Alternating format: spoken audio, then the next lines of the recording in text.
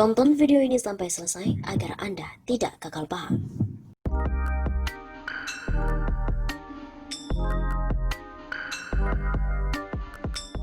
Sebentar lagi Jokowi rontok. Semangat perubahan di kalangan rakyat sudah mulai merata.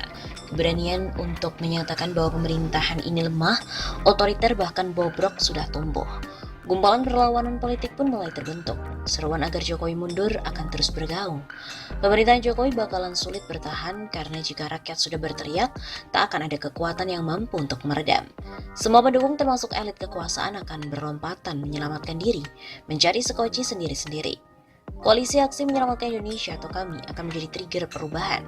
Kumpulan tokoh yang bersatu menyerukan kebenaran dan keadilan akan menumbuhkan kepercayaan rakyat untuk membebaskan diri dari belenggu ketidakberdayaan dan keterpinggiran. Ada harapan baru yang dapat digantungkan. Kebersamaan dan konsolidasi kekuatan yang efektif dan efisien mulai terbentuk. Momentum perubahan agar datang. Dari aspek spiritualitas itu dinamakan ajal telah tiba. Sebagaimana Quran mengingatkan, "Idza jaa ajaluhum la yastakhiruna sa'atana wala yastaktimun." Jika momen telah tiba, maka tak ada yang mampu mempercepat atau mengundurkan. Quran Surat Al-A'raf ayat 34. Inilah yang dalam bahasa konstitusi atas berkat rahmat Allah yang Maha Kuasa yang kemudian menyebabkan rakyat Indonesia menyatakan dengan ini kemerdekaannya.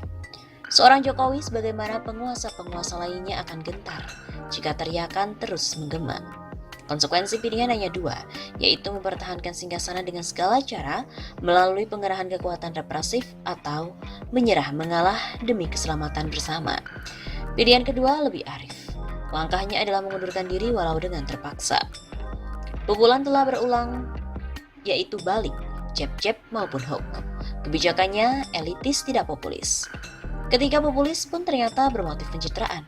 Tinggal menunggu langkah blunder yang emosional agar rakyat melepaskan pukulan uppercut yang menggoyahkan, TKO atau KO. Jokowi pun rontok dan rakyat bernapas lega. Selanjutnya merencanakan pemulihan untuk masa depan yang lebih baik.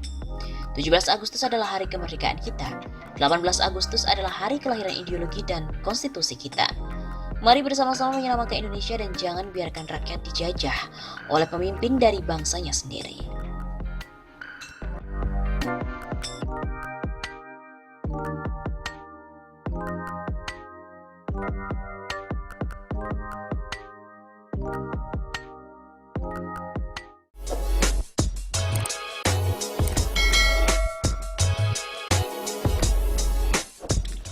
Ada beberapa skenario jika Joko Widodo lengser dari presiden akibat desakan dari rakyat Indonesia.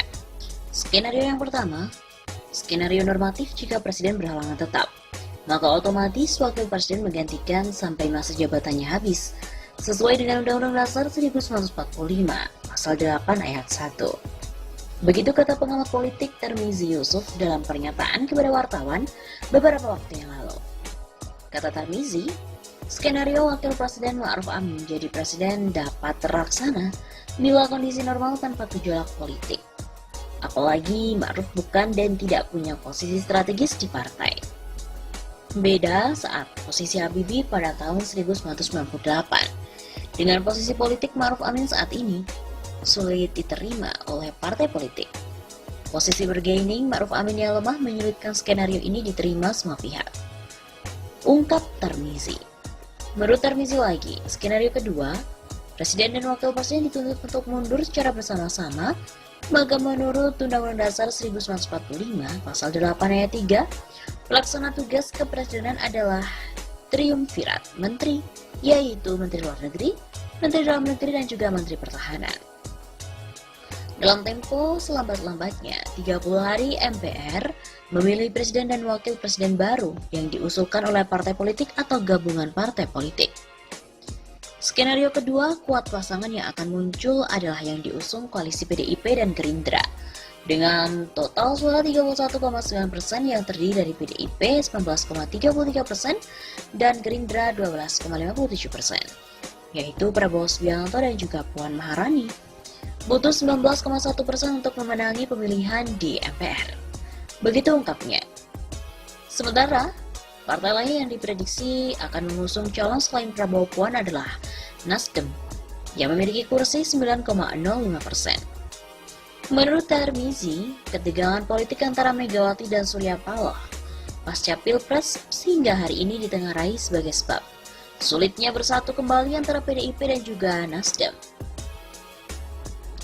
Adanya perbedaan dan agenda politik di antara keduanya menyebabkan Megawati dan Surya Paloh pun pecah kongsi. Selain ketiga partai itu, kemungkinan akan merapat pada salah satu koalisi yang ada dan kecil kemungkinan terbentuknya poros baru. Dengan bergabungnya PKS, PAN, dan juga P3, dengan total suara 19,57% otomatis, Prabowo Puan akan menang lebih dari 51%, belum termasuk 136 kursi DPD atau sekitar 19%. Prediksi suara DPD akan terpecah.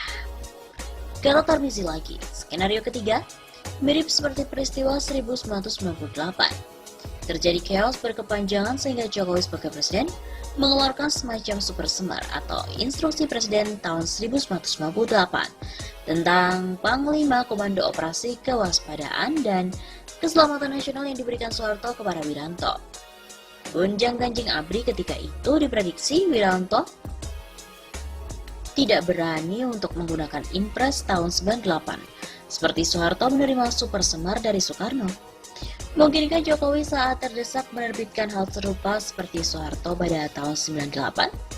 Inpres bukan kepada Panglima TNI, melainkan perintah pemulihan keamanan kepada KSAD Jenderal Andika Perkasa. Kecuali ada pergantian Panglima TNI oleh Andika Perkasa dalam beberapa bulan ke depan. Selain itu, ia mengatakan Jokowi sebagai Presiden Indonesia ke-7 sedang menghadapi tantangan sangat-sangat berat. Ekonomi terpuruk, korupsi merajalela, dan Omnibus Law RUU Cipta Kerja bisa menyebabkan krisis politik yang berujung lengsernya Jokowi. Lalu bertahankah Jokowi? Lihat dan tunggu dalam beberapa bulan ke depan apa yang akan terjadi.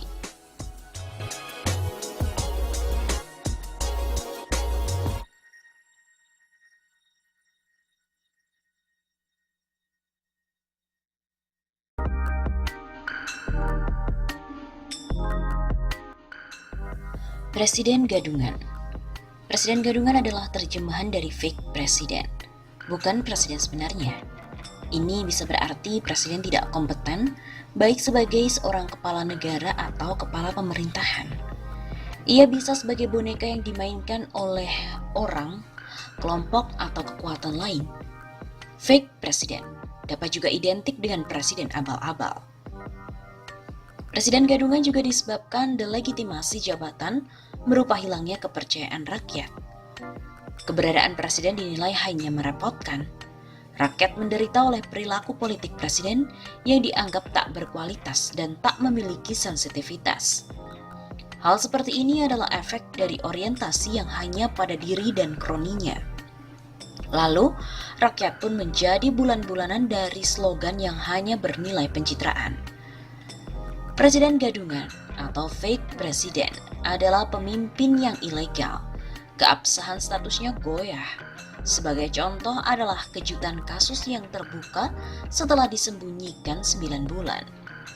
Putusan MA yang menyatakan pasal 3 ayat 7 PKPU nomor 5 tahun 2019 tidak memiliki kekuatan hukum mengikat. Rontoklah dasar hukum penetapan pasangan Jokowi Ma'ruf. Beberapa ahli atau loyalis presiden mengatakan putusan MA nomor 44 P/Hum/2019 tanggal 29 Oktober 2019 tersebut tidak berlaku surut atau retroaktif. Karenanya tak berpengaruh pada putusan MK yang menolak gugatan Prabowo Sandi. Terhadap hal ini, tentu terus diperdalam dan masih bisa debat lanjutan. Indikatornya antara lain. Pertama, Permohonan uji material Rahmawati CS terregister di Mahkamah Agung pada tanggal 14 Mei 2019. Artinya sebelum putusan MK 27 Juni 2019. Maknanya adalah permohonan uji material tersebut sangat berkaitan dengan Pilpres 2019. Bukan berdiri sendiri. Dalam permohonan pemohon pun juga disinggung konteks Pilpres 2019. Kedua, Majelis Hakim yang memeriksa dan mengadili permohonan uji material pasal 3 ayat 7 PKPU tersebut patut mengetahui dan menyadari bahwa uji material ini berkaitan dengan proses Pilpres 2019.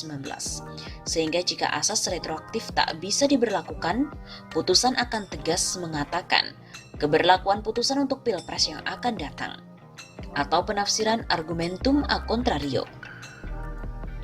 Ketiga, tafsir bahwa MK telah memenangkan pasangan Jokowi Ma'ruf, sehingga putusan MA tidak berpengaruh pada hasil Pilpres, bisa keliru total. Masalah yang di putusan MA adalah tidak memiliki kekuatan hukum mengikatnya pasal 3 ayat 7 PKPU, sedangkan pasal tersebut justru menjadi dasar hukum dari penetapan pasangan Jokowi Ma'ruf. Keempat, disembunyikannya putusan MA ini hingga 9 bulan adalah sebuah bukti bahwa putusan ini sangat berpengaruh pada keabsahan hasil Pilpres. Jika tidak, maka MA serta-merta akan mengupload atau mengumumkan kepada masyarakat demi kepastian hukum. Siapa pihak yang terlibat dalam penyembunyian atau penggelapan ini harus dituntut. Jadi di sini patut diduga kuat adanya skandal politik dan hukum yang sangat memalukan. Ada gaslighting dan ada corruption, sinyal dari terkuaknya skandal besar. Yang jelas, putusan MA nomor 44 P/2019 tersebut akan menjadi sebuah bukti bahwa kemenangan pasangan Jokowi Ma'ruf itu sebenarnya sangat bermasalah, cacat politik dan cacat hukum. Bila DPR menangkap aspirasi rakyat yang mempermasalahkan kualitas dan legitimasi presiden, maka putusan MA tersebut dapat dijadikan dasar sebagai proses pemakzulan presiden. Putusan MA nomor 44 P/2019 itu dalam kaitan keabsahan pasangan Jokowi Ma'ruf bukanlah pelintiran, tapi suara hukum dari keadilan dan kebenaran. Sebagai hiburan, khususnya bagi para penjilat politik dan hukum, dihimbau untuk membaca bukunya Mark Green dan juga Ralph Nader yang berjudul Fake President: Decoding Trump's Gaslighting, Corruption, and General Bullshit. Fake President tidak boleh dibiarkan, siapapun dan kapanpun, karenanya harus diakhiri.